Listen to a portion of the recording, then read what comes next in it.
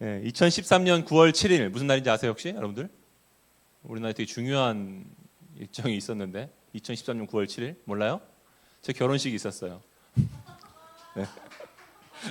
네, 저는 저희 아내와 그날을 너무 기다렸기 때문에 제 청첩장 표지 정면에다가 그 달력을 한 달치 이렇게 만들어서 붙였었어요. 달력을 위에는 큰 글자로 이렇게 써놨죠. 달력 위에다가 9월 7일 이렇게 9월 7일을 기다리라 놀라운 일이 있을 거야 이제 그렇지. 근데 저희 청첩장 내용이었는데 저와 저희 아내만 기다렸어요. 마리아는 이처럼 자기가 자기의 남편과 멋진 남편과 결혼한 날짜를 손꼽아 기다렸습니다. 그 남편은 정의롭고 윤리적으로 매우 바른 사람이었어요. 많은 친구들이 이야기했을 겁니다. 와우, 요셉과 결혼하다니. 야, 정말 잘 됐다. 그는 너를 실망시키지 않을 거야. 세상에 멋진 그 친구와 누가 결혼했더니 마리아야, 네가 진짜 복이 있구나. 저희 아내도 자기 친구들한테 그런 얘기를 들었대요. 왜 그 오빠랑 결혼하니? 그리고 네가 무슨 잘못이 있어서 사역자랑 결혼하니? 이제 그런 얘기를 들었다고 하더라고요. 저희 아내가 이제 마음속으로 이제 너희가 얼마나 잘못 생각했는지 내가 보여줄게. 내가 얼마나 행복하게 사는지 보여줄게라고 다짐했었다고 하는데, 여러분, 당시 유대인들은요 결혼 전에 관계를 가져서 혹시 아이를 임신하게 되면 사회에서 엄청난 수치를 당하기 때문에 심하면 공개적으로 마을 한복판에 끌려 나와서 돌로 맞아 죽어야 됐기 때문에 두 사람은 결혼식 날짜까지 철저하게 관계를 지키고 서로를 향한 애타는 마음을 조절하고 있었어요. 그런데 어느 날 마리아가 약혼자인 요셉을 불렀습니다. 그녀의 배는요 임신한 여인의 배처럼 살짝 불러오고 있었어요. 아랫배가. 요셉은 큰 충격에 빠졌습니다. 어저께 많이 먹은 거 아니지? 불안했을 거예요. 근데 요셉이 이제 왜 걱정을 했냐면 자기는 그녀와 어떤 성적인 접촉도 가진 적이 없었기 때문이죠. 마리아는 자초지종을 설명했습니다. 하나님의 성령이 내게 임하셔서 내가 남자를 모르는 내가 임신했다고요. 그리고 하나님의 아들을 낳을 것이라고요. 요셉은 믿을 수 없었지만 요셉은 정말로 좋은 사람이었습니다. 그래서 자기가 사랑하는 여인을 지켜주면서도 우리의 관계를 서로 지킬 수 있는 방법을 선택해서 이 임신한 사실을 밖에 알리지 않고 조용하게 관계를 끊고자 했어요. 뿐만 아니라 그는 율법 역시 매우 준수했기 때문에 내가 가늠한 여인과 결혼하는 것은 율법을 어기는 것이기 때문에 그는 스스로 그것이 불가능한 것을 인정했죠. 마태복음 1장 19절 한번 보죠. 그의 남편은 요셉은 의로운 사람이라 그를 드러내지 않고 가만히 끊고자 하여 관계를 조용하게 정리하는 것으로 자기가 할 수 있는 서로를 향한 예의와 그녀를 지킬 수 있는 방법을 선택하려고 했어요. 마리아의 인생에 먹구름이 몰려오기 시작합니다. 사실은 이래요. 마리아가 요셉에게 임신 사실을 알기 얼마 전에 마리아에게 천사 가브리엘이 나타났죠. 28절에 보면 이런 말이 있어요. 은혜를 받은 자여 평안할지어다. 천사가 말하는 거예요. 주께서 너와 함께 하시도다. 여러분들은 어떻겠습니까? 이런 상황에서 우리가 성경을 활자로 보니까 마치 동화책 읽듯이 그냥 이 그림이 자연스럽게 여러분들이 받아들일지 모르겠지만 낭만적으로 느낄 수도 있어요. 그런데 여러분들이 인생에 되게 중요한 어떤 순간을 앞에 두고 있는데 낯선 사람도 아니고 천사가 나타나서 말을 건네는 거예요. 그랬을 때 어떤 기분이 들겠습니까? 이게 무슨 일이지? 천사의 저 말은요 하나님이 그녀와 함께 하신다는 확신이 필요한 상황이 지금 오고 있다라고 얘기하고 있는 거예요. 하나님이 너와 함께하고 계셔. 그런 확신을 주기 위해서 지금 천사가 말을 건네고 있는 그 상황이 얼마나 두려운 상황이겠습니까? 그러므로 천사의 말을 번역해보면 이렇게 말할 수 있습니다. 마리아야 잘 들어. 이제부터 너의 인생은 새로운 국면에 들어갈 거야. 하나님이 지금부터 너와 매우 함께 하실 텐데 그건 너의 인생이 송두리째 바뀌게 된다는 의미야. 겁나지 않겠습니까? 숨이 턱 막히죠. 이와 동일한 표현이 사사기 6장 12절에서 나오는데요. 사사 기드온을 천사가 처음 부를 때입니다. 6장 12절 우리 함께 읽어볼까요? 시작. 여호와의 사자가 기드온에게 나타나 이르되 큰 용사여. 사실 이 얘기를 그 기드온의 주변 사람들이 들었다면 비웃었을 겁니다. 왜냐하면 기드온은 겁이 많기로 소문난 사람이었거든요. 그는 약소에서 조심성이 매우 많은 사람이었습니다. 그러므로 어떤 사람은요, 하나님이 기드온을 비웃었고 조롱했다라고도 생각했을 거예요. 하지만 역사는 그렇게 말하지 않죠. 그는 겁이 많아서 계속 자신이 믿을 수 있는 확신을 달라고 하나님께 구합니다. 그리고 끝내 믿음이 요구되는 상황에 순종하죠. 그리고 결과 이스라엘의 대적 미디안의 군대를 쓰러뜨렸습니다. 하나님이 함께 하시면 어떤 사람도 큰 용사가 될 수 있는 거예요. 다시 마리아의 이야기로 돌아옵시다. 여러분, 하나님이 나를 특별하게 선택하셨다는 것은요, 어찌 보면 두려운 일이에요. 마리아 또한 그것을 너무나도 잘 알았죠. 평범한 행복을 꿈꿨었으니까요. 그런데 그녀의 삶에 하나님이 개입하시면서 그녀의 계획이 모두 엉클어지는 겁니다. 우리 자매들 중에 남자친구랑 결혼을 앞두고 있는 친구가 있다고 한번 가정을 해보죠. 두 사람은 신앙의 기초에서 결혼 전까지 상대의 순교를 지켜주었습니다. 지난주 혜영이가 이제 결혼식을 너무 예쁘게 했는데 다른 사람인 줄 알았어요. 너무 예뻐가지고. 그 전까지 정말 많은 준비를 해야 되거든요. 많이 바빴다고 하더라고요. 신혼집을 찾아야 되고 집을 계약하는 것도 어렵지만 가전을 전부 다 하나부터 다 열까지 다 알아봐야 되죠. 내가 부모님이랑 살 때야 뭐 집에 있는 것들을 뭐 아쉬운 가운데도 썼지만 사실 처음부터 준비하려면 다 준비해야 되거든요. 뭐 칫솔부터 시작해서. 거기다가 뭘 준비해야 되죠? 스드메 준비해야 되고요. 그죠? 신혼여행 지도 알아봐야 되고 초청장 준비하고 답례품 준비하고 인사 드려야 되고 어른들. 그런데 어느 날 천사가 나타난 거예요. 믿지 못할 일이 벌어졌어요. 다음 날부터 자매의 배가 불러오는 겁니다. 아직 예식장에 들어가지도 않았는데 준비한 드레스는 배가 불러오면 입을 수가 없는 판인데 무엇보다 예비 신랑에게 설명할 길이 없는 거예요. 우리는 아직 관계를 맺지 않았잖아요. 이게 드러나면 파혼입니다. 파혼. 하소연해도 아무도 믿지 못할 상황이에요. 그녀의 꿈은 그냥 망가진 겁니다. 그녀의 일상은 붕괴되어 버렸어요. 천사가 그녀에게 이제 말합니다. 30절. 천사가 이르되 마리아여 무서워하지 말라. 네가 하나님께 은혜를 입었느니라. 보라 네가 잉태하여 아들을 낳으리니 그 이름을 예수라 하라. 그는 큰 자가 되고 지극히 높으신 이의 아들이라 일컬어질 것이고 주 하나님께서 그 조상 다윗의 왕위를 그에게 주실 것인데 영원히 야곱의 집을 왕으로 다스리실 것이고 그 나라가 무궁하리라. 다음 주일이 성탄 주일이고 그 다음 월요일이 25일 성탄 감사 예배가 교회 안에 있어요. 여러분 2000년 전 우리에게 오신 예수님께 감사를 드리는 날이고 앞으로 다시 오실 예수님을 우리가 고대하는 날이기도 하죠. 크리스마스란. 여러분 정말로 예수님이 오시기 원하십니까? 정말로 예수님이 여러분의 인생 가운데 찾아오기 원하십니까? 하나님이 여러분의 삶 속에 정말 개입하셔서 은혜를 베푸시기 원하시고 정말 참된 평안 주시기를 원하십니까? 여러분과 더 가까이 함께 해주시길 원하십니까? 그것은 여러분의 삶 속에서 매우 큰 변화를 맞이하겠다는 의미예요.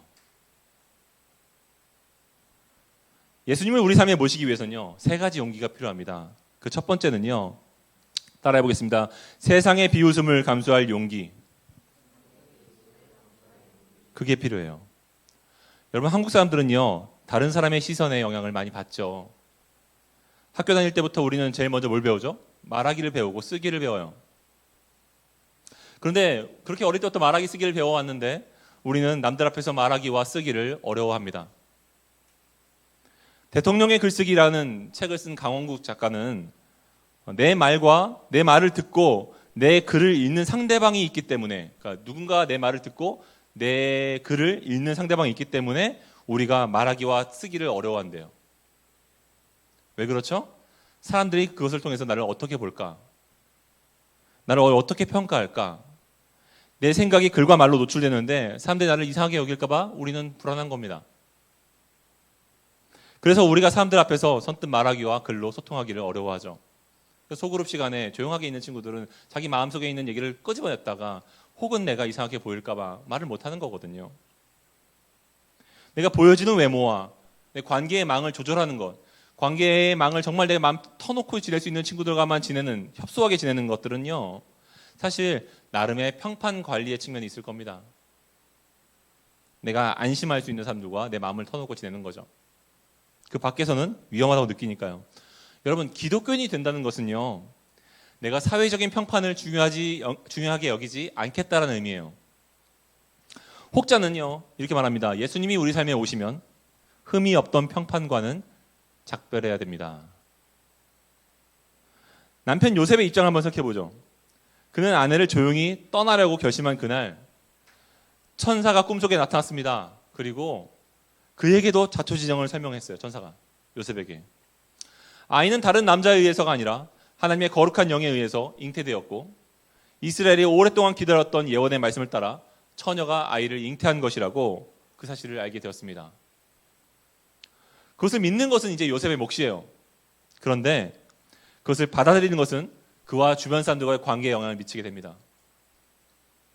그는 친구들이나 가족들에게 앞으로 늘 이 문제를 설명해야만 합니다. 사람들은 모두 다 그에게 말할 겁니다. 야, 무슨 소리야. 네가 결혼 전에 임신을 시켰겠지. 야, 그게 아니면 네 약혼녀가 정조를 어긴 거야. 야, 이 어리석은 친구야. 말도 안 되는 소리를 하고 있어. 그걸 믿어? 그런 얘기 듣지 않겠어요? 그럼 요셉은요, 그들을 이렇게 설득시켜야 됐습니다. 야, 내 설명 좀 들어봐. 마리아는 성령으로 잉태됐다고. 여러분, 사람들은 요셉이 단단히 미쳤거나 약혼녀에게 속은 어리석은 팔푼이라고 생각했을 거예요. 신학자 존 프레임이 기독교 윤리학이라는 책에서 쓴 글을 읽어드리겠습니다. 우리는 노아와 같은 사람을 존경한다. 왜냐하면 노아는 세상이 비웃음에도 불구하고 방주를 건설했기 때문이다. 우리는 아브라함과 같은 사람을 존경한다. 왜냐하면 그는 자신이 가진 감각의 증거와 아내 사라의 비웃음을 무시하고 하나님이 기적적으로 아들을 주실 것이라고 믿었기 때문이다. 우리는 모세와 같은 사람을 존경한다. 왜냐하면 그는 바로에 맞섰고 그에게 하나님의 말씀을 전했기 때문이다. 우리는 다니엘과 같은 사람을 존경한다. 왜냐하면 그는 이 세상 왕을 경배하기보다는 오히려 사자굴에 던져지는 것을 선택했기 때문이다. 우리는 베드로와 요한 같은 사람을 존경한다. 왜냐하면 이들은 관원들에게 사람보다 하나님께 순종하는 것이 마땅하니라고 말했기 때문이다. 여러분, 예수님을 자기 삶에 모시기 위해서는요, 세상의 비웃음을 감수해야 될 용기가 필요합니다. 또한 둘째로요, 예수님의 선물을 받기 위해서 따라해보겠습니다. 결정의 권리를 내려놓는 용기. 바로 그것이 필요합니다. 여러분, 이태원에 가면요, 그 벽이나 막 이런 그 간판 같은데 이렇게 막 사람들이 락카로 써놓은 게 있어요. 자유의지라고 이제 빨간색 글자로 막 써놓고 막 이렇게 자유의지라고 곳곳에 써놨어요. 프리 윌. 자기다움, 자기의 색깔을 세상의 편견에 맞서서 자유롭게 드러내고 싶어하는 사람들의 마음이 표현된 것이겠죠. 현대인들에게 자유라는 것은요, 어떤 의미일까요? 네이버 사전을 찾아보니까 자유란 남에게 구속을 받거나 무엇에 얽매이지 않고 자기 마음대로 행동하는 일, 그게 자유래요. 동의하십니까? 그러니까 현대인들이 생각하는 의미에서 진정한 자유의지란 내가 하고 싶은 대로 하는 거예요. 남들을 신경 쓰지 않는 겁니다. 내 감정이, 내 신념이 제일 중요하다고 여기는 거예요. 그걸 표현하는 거예요. 자유의지. 의지의 자유, 그것이 우리가 바라는 삶일 것입니다. 그런데요, 네덜란드의 전제주의 변증가 코넬리우스 반틸은요, 인간 개개인의 의지의 자유가 진정한 자유가 아니라 속박이라고 말합니다. 왜 그런지 한번 말씀해 드릴게요. 왜냐하면 그의 생각에 인간의 의지는요, 우리의 원죄에 의해서 이미 타락해 있기 때문이에요. 우리의 의지가 원죄에 의해서 타락해 있기 때문에 우리는 오히려 속박을 당하는 거죠. 죄에 이미 타락한 우리는 의지가 오염되어 있습니다. 죄에 물든 의지가 우리가 말해왔던 자유예요. 그러니까 우리가 원하는 대로 자유대로 행동하는 것은 결국 우리 제가 원하는 대로 끌려가는 것뿐입니다. 그러므로 오염된 우리의 의지대로 할 것이 아니라 우리의 문제를 아시는 닥터 하나님의 처방을 따라야 되는 거예요. 우리가 진정 우리 자신의 의지대로 행동하기 위해서는요, 선행되어야 될 전제가 있습니다. 그것은 하나님께서 은혜로 우리의 의지를 거룩하게 하시는 거예요. 하나님께서 우리의 의지를 깨끗게 하시는 겁니다. 그래야 우리가 우리의 자유대로 행동해도 우리는 안전할 수 있어요. 반틸의 말을 들어보죠.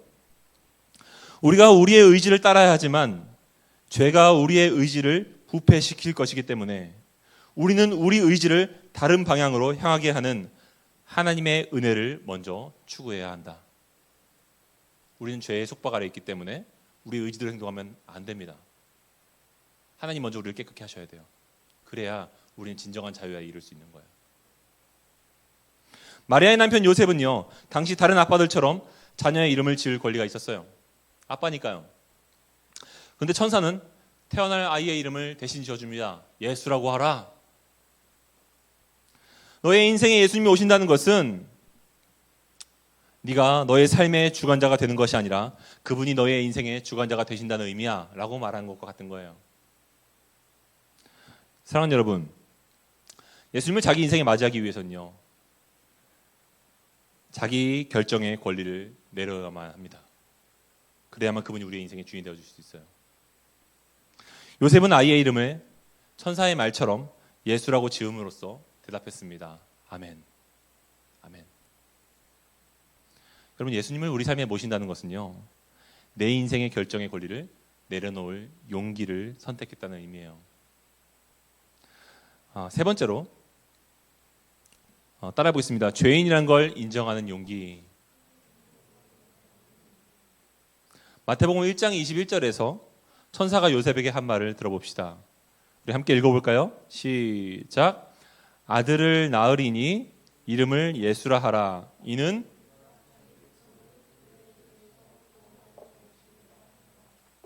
여러분, 예수님은 왜 이 땅에 오셨을까요? 죄를 용서해 주기 위해서 오셨죠. 교회 처음 나온 사람이나 교회 밖에 있는 사람들이 가장 듣기 싫어하는 말 1위가 교회에서 모든 사람을 죄인이라고 부른다는 것, 그것이 너무 듣기 싫대요. 여러분들은 어때요? 브라이언 채플 목사님의 말을 한번 들어봅시다. 우리는 죄인이라고 불리는 것을 싫어한다. 죄인이라는 말은 살인자와 아동학대자에게도 쓰이기 때문이다. 그런데 성경은 하나님은 거룩하시다고 말하면서 완전하신 하나님을 가까이 할 수 없는 모든 사람을 죄인이라고 말한다. 죄인이란 하나님의 기준에서 벗어났다는 뜻이다. 그러니까 하나님의 기준에서 벗어난 게 죄인이라고 한다면 우리 중에 죄인이 아닌 사람이 누가 있습니까? 우리 모두 다 죄인인 거예요. 우리는 모두 심각한 죄인입니다. 하나님의 기준에서 벗어났기 때문에. 그리고 그것이 얼마나 문제가 되는지 저와 여러분들이 인정을 하든 하지 않든 하나님이 직접 죽으셔야 됐던 사건을 통해서 그 문제의 심각성을 우리는 엿볼 수 있을 겁니다. 죽도록 하나님의 뜻에 순종하고 싶지 않고, 죽도록 하나님의 말씀을 거부하고 싶고, 죽도록 하나님을 사랑하고 싶어 하지 않는 우리의 자기 중심성, 그 이기심과 그 탐욕이 하나님이 죽으실 만큼 심각한 범죄였다고 하는 것을 십자가는 드러내 보여주죠. 지금 와서 보니까 제가 교회를 다니면서도 24살까지 저는 그것을 조금도 제대로 이해하지 못했어요. 십자가 사건에 대해서 잘 이해하지 못했습니다. 공감하지 못했어요, 마음으로. 아마 여러분들 중에서 십자가 사랑에 통곡해 본 적이 한 번도 없는 사람들도 분명히 여기서 절반 이상은 될 거라고 생각이 듭니다. 절반 이상은. 저도 그런 마음을 잘 알거든요. 저는 그때까지 24년을 교회를 다녔기 때문에 제가 십자가에 대해서 잘 안다고 생각했지만 저는 몰랐어요. 지금 와서 보니까. 그러니까 여러분들도 안다고 생각하실 수 있지만 여러분들도 나중에 회심하고 나서 보면 그때 내가 몰랐었구나 라고 알게 되실 수 있습니다. 제가 25살이 되는 여름에 예수님의 십자가 사건이 나를 위한 사건이라는 것을 처음으로 가슴 깊이 깨달았어요. 저는 그때 두 손으로 터져나온 눈물을 가로막고 펑펑 울었습니다. 예수님, 그래서 죽으셔야 됐군요. 그때 제가 살면서 지었던 모든 하나님의 뜻과 위반되는 모든 삶의 어떤 내 생활과 행동과 내 음란함과 내 더러움과 내 포악스러운 내 욕설과 그 모든 게 스쳐 지나가는데 하나님, 그래서 죽으셔야 됐군요. 당신이 죽으실 만큼 저는 당신의 기준에서 벗어나 죄를 탐닉하던 사람이었군요. 전 죽을 수밖에 없는 죄인입니다. 저는 주님을 사랑하지 않는 죄인입니다. 하나님, 왜 이런 나를 사랑하십니까? 왜 이런 나를 사랑하셔서 죽으셨습니까? 그게 제 25살의 고백이었어요. 여러분, 베드로도 그랬습니다. 어부로서 잔뼈가 굵었던 그가 목수 출신이었던 나사렛 예수가 자기에게 와서 깊은 곳에 가서 그물을 내려라 라고 말했을 때 베드로는 비웃었을 겁니다. 왜냐하면 갈릴리 지역에 잔뼈가 굵었거든요. 갈릴리 지역에서는요, 물가에 나와야 물고기가 잡혀요. 깊은 곳에 가면 물고기가 안 나옵니다. 근데 예수님이 깊은 곳에 가서 물 던지러 가니까 말도 안 되는데 해줬어요. 왜냐하면 그 해준 이유는 딱 하나죠. 내가 옳고 당신이 틀리다는 것을 내가 증명해 볼게 하고 가본 거예요. 근데 깊은 곳에 던졌는데 정말로 물고기가 잔뜩 나온 거죠. 아, 거기가 물고기가 나오는 포인트 지역이어서가 아니고 그 물고기를 통제하신 창조주를 본 겁니다. 거기서 베드로는 거기서 엎드려 고백하죠. 주여, 나를 떠나소서. 저는 죄인입니다. 여러분, 예수님은 말했습니다. 마태복음 5장 3절에 심령이 가난한 자는 복이 있나니, 심령이 가난한 자는 복이 있나니 천국이 그들의 것임이라. 여러분, 이 말의 뜻은 이거예요. 자기에게 절망해 본 사람만이 예수님을 소유할 수 있습니다. 예수님을 복음의 소식으로 여길 수 있어요. 자기에게 절망해 보지 않은 사람은요, 진정한 의미에서 그리스도인이 되었다고 말할 수 없어요. 이것이 부자가 천국에 들어가기를 낙타가 바늘구멍에 들어가기보다 힘들다고 말씀하신 이유예요. 왜냐하면 부자는 자기에게 절망하지 않았기 때문에. 여러분, 그리스도인들의 진정한 표지가 무엇인지 아십니까? 자기 절망감이에요. 자기 절망감. 그리스도인들은 자기에게 절망한 사람들입니다. 대신 절망에서만 머무른다고 그리스도인이 아니고요. 자기에게 절망했지만 예수님에게서 소망을 발견한 사람들이에요. 그게 그리스도인입니다. 어떤 사람은 자기에게 절망에만 깊이 빠져 있는 사람들이 있어요. 제가 교회를 오래 다니다 보니까 신앙이 깊어 보이는 것 같은데 막 자기 죄를 막 얘기하기를 좋아하고 그런 나눔을 할 때 막 깊은 얘기를 나누니까 신앙이 깊어 보이는데 실제로는 신앙이 깊지 않습니다. 자기 죄와 자기 절망에 막 후회에 빠져 있고 자기를 비참하게 여기고 괴로워하고 있는 그 친구를 볼 때 저는 어떤 마음이 드냐면 그 사람은 복음을 알아야 돼요. 예수님이 그런 그를 위해서 무엇을 하셨는지를 알게 되고 그 은혜 안에서, 그 큰 은혜 안에서 안심해야 됩니다. 헌데 아무리 복음을 이야기해도 자꾸만 자기 절망감에서 빠져나와서 헤어나오지 못하는 친구가 있습니다. 그렇다고 한다면요, 그 사람은 예수님이 행하신 그 일로 뭔가 충분하지 않다고 느끼는 거예요. 예수님의 희생보다 내 죄가 더 크다고 느끼는 겁니다. 예수님이 아니라 내가 내 삶을 만족스럽게 만들어야 된다는 생각에 빠져 있는 거예요. 내가 내 인생의 구원자가 되고 싶은 마음이 있는 거죠. 하지만 그것이 되지 않으니까 답답한 겁니다. 여러분, 우리는 구원자가 아니에요. 복음의 소식은요, 그런데 우리를 구원해 주실 분이 우리에게 찾아오셨다는 겁니다. 그것이 크리스마스의 선물이에요. 또 어떤 사람은 예수님의 사랑을 믿는다고 말하면서도 십자가를 대수롭지 않게 여깁니다. 그분이 치르신 희생을 그냥 무덤덤하게 받아들여요. 아니, 구원도 무슨 그 NC백화점 그 앞에 그 1층에 있는 그 가판대에 놓아져 있는 어떤 그 세일 상품처럼 취급하는 거죠. 내가 주니까 받는 거지, 뭐 싸니까 사는 거지, 뭐 특별히 크게 거기에 감격하지 않아요. 감사해 하지도 않습니다. 여러분들 중에 혹시 그런 분들 있습니까? 복음에 대해서 뭐 나도 뭐 좋은 건 알겠는데 그렇게 좋지는 않고 감동되지도 않고 그냥 무덤덤하게 받아들이고 있는 분들이 계십니까? 그 사람은 아직 은혜를 모르는 겁니다. 자기가 어떤 절망 상태에 있는지 자기 검열이 안 되어 있기 때문에 복음의 크기에 모르는 거예요. 그러면 우리는요, 그 사람은 아직 선물의 가치를 알아보지 못하고 있다는 것을 알 수 있습니다. 선물의 기쁨을 누릴 수 없어요. 여러분, 크리스마스의 선물을 온전히 누리기 위해서는요, 자기 절망만 있어서도 안 되지만 자기 절망이 없어도 안 됩니다. 자기에게 절망했기 때문에 예수님에게서 소망을 발견하셔야 돼요. 그래야 우리가 크리스마스의 참 기쁨을 누릴 수 있는 거예요. 다시 마리아의 이야기로 빠르게 돌아가 보겠습니다. 여러분, 마리아의 크리스마스엔 기대와 다른 선물이 찾아왔죠. 그녀도 천사의 말에 일단 아멘이라고 회답했습니다. 근데 아이를 낳고 하루하루 지내다 보니까 그 말을 까먹기 시작한 거예요. 평범한 날들이 찾아와서 너무 좋았죠. 처음에 받았던 오해들도 잊혀져 갔습니다. 이제 자꾸 다른 사람들 마주하다 보니까 이제 좀 그 내성이 생겼어요. 잔뼈가 굵어졌어요. 근데 출생 신고를 위해서 예루살렘에 간 게 화근이었습니다.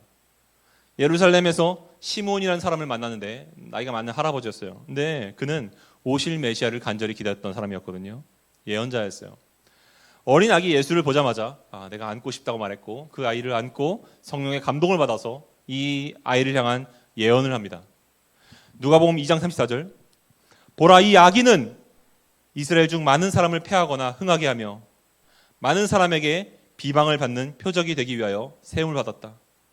또 칼이 마리아 너의 마음을 찌르듯 하리니 이는 여러 사람의 마음의 생각을 드러내려 함이니라. 마리아의 인생엔 예수님 때문에 가슴 찢어질 일이 예고됩니다.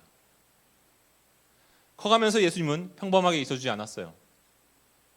예수님은 12살의 나이에 성전에서 최고의 석학들과 랍비들과 토론을 벌였습니다.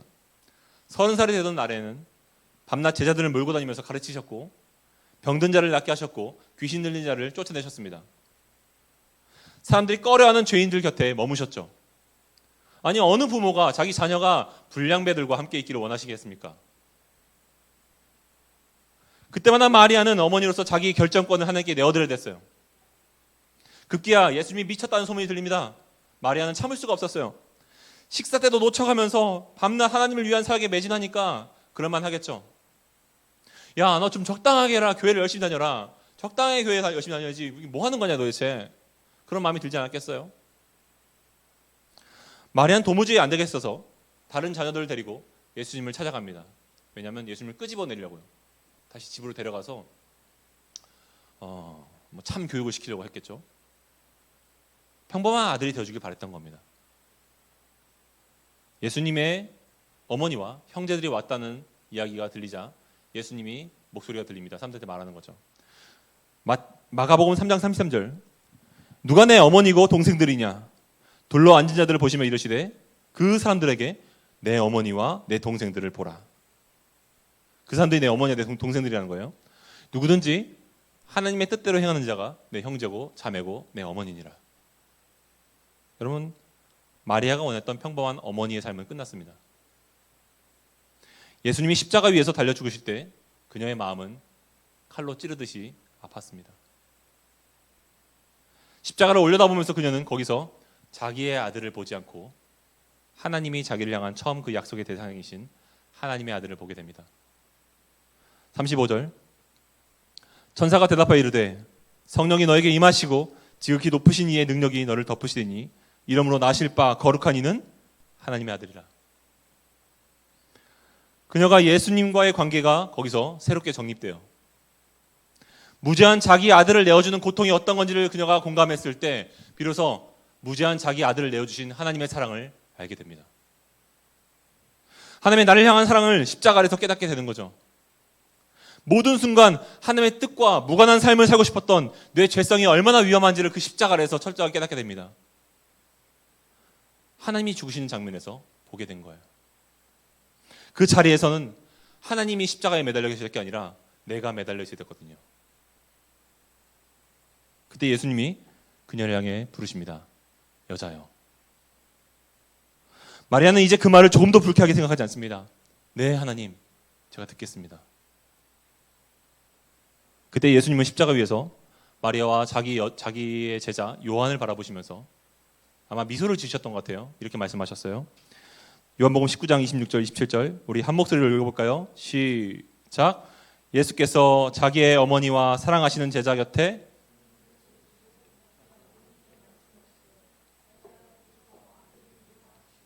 또 그 제자에게 이르시되 보라 네 어머니라 하신대 그때부터 그 제자가 자기 집에 모시니라. 결론을 맺기 원합니다. 여러분 크리스마스의 진정한 선물을 받기 원하십니까? 진짜로 크리스마스를 누리기 원하십니까? 여러분 세 가지 용기를 내셔야 돼요. 먼저는 세상의 비웃음을 감수할 용기가 필요해요. 하나님을 모르는 사람들에겐요 어리석은 삶이 하나님이 보실 땐 지혜로운 삶이에요. 또한 결정의 권리를 내려놓을 용기가 필요합니다. 우리는 의지가 오염되어 있다니까요. 의지가 오염되어 있는 우리의 판단을 여러분 신뢰하지 마십시오. 오히려 완전하신 하나님의 뜻과 그분의 방법을 신뢰하십시오. 마지막으로 내가 죄인이란 걸 인정할 용기가 필요해요. 나는 구원받아야 될 죄인인 겁니다. 그것을 인정할 때 그분이 나의 구원자가 되어줄 수 있는 겁니다. 불확실함이 많은 12월 연말에 사랑하는 우리 청년들의 인생에서 여러분들이 안심할 수 있는 이유와 근거는 여러분들의 능력과 여러분들의 더 많은 노력에 있지 않습니다. 여러분들을 향한 변함없고 완전하신 하나님의 사랑과 그분의 우리를 찾아오신 용기 안에 있는 거예요. 여러분 예수님을 생각해 보십시오. 예수님은 우리를 구원하시기 위해서 세상의 비웃음을 감수할 용기를 내셨어요.